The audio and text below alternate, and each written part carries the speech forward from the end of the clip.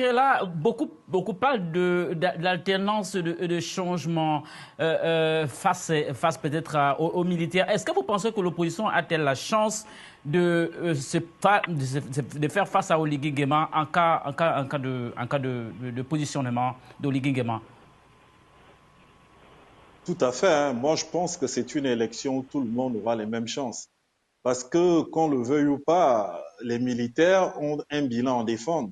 Et quand on a un bilan à défendre, qu'on le veuille ou pas, on est un peu fragilisé parce qu'aucune œuvre humaine n'est parfaite.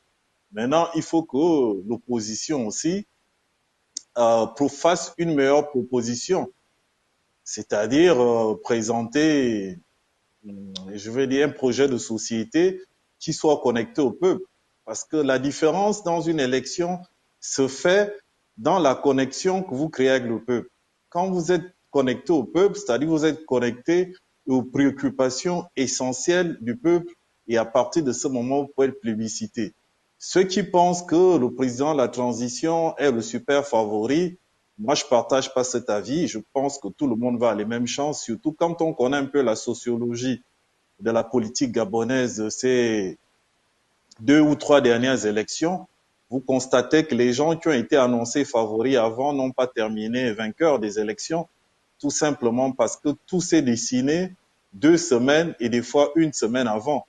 Et les Gabonais ont une tendance de se tourner vers un candidat de façon unanime, comme si le mot leur était passé à tous. Donc, je pense que les opposants ont leur chance à condition qu'ils présentent un projet de société qui soit audible et qui soit sensible à la population gabonaise. Au lieu de passer le temps à dire qu'Oligui Nguema est militaire, il devrait plus se présenter ou expliquer un peu comme mon prédécesseur beaucoup de choses, rentrer dans le fond. Je pense qu'aujourd'hui, ce n'est plus à l'ordre du jour. L'élection va se faire, que vous le vouliez ou pas. Maintenant, aux gens de démontrer que en 18 mois, le président de la transition n'a pas eu les épaules assez solides pour gouverner comme il avait promis ou pour satisfaire la population gabonaise, hein, par des réalités. Parce que bon, moi, j'aime pas trop les chiffres. Vous savez, hein, les chiffres des associations, des trucs sur international, c'est de la manipulation. Quand on va dans le fond, après on a des déclarations pour dire c'est tel institut qui avait fait ceci ou cela.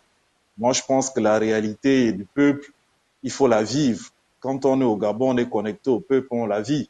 On a vu au Sénégal, malgré le bilan de Macky Sall, bon, même s'il a laissé une dette incroyable, parce qu'aujourd'hui, les Sénégalais, pour éponger leur dette, ils doivent payer 500 milliards par jour pendant 10 ans. Mais de façon superficielle, on a vu qu'il a fait plein de choses au Sénégal, il a mis un tramway, l'aéroport, etc. Donc on aurait pu le voter. Mais les Sénégalais avaient d'autres besoins et ce sont ces besoins qu'Ousmane Sonko et Diomaye Faye ont pu toucher. Donc ils ont été plus connectés au peuple. Donc ceux qui vont être connectés au peuple, ceux qui vont toucher la sensibilité du peuple, ceux qui vont créer une proximité avec le peuple à travers leur projet de société, ben, vont s'en sortir si l'élection est transparente et non contestable. Et c'est le dernier défi du président de la transition. Parce que comme j'ai coutume de dire, quel que soit son bilan, je le résume à 50%. Parce que la fin de son bilan, c'est la fin des élections. Si l'élection est transparente, incontestable, ben, il aurait réussi sa transition tout simplement. Alors,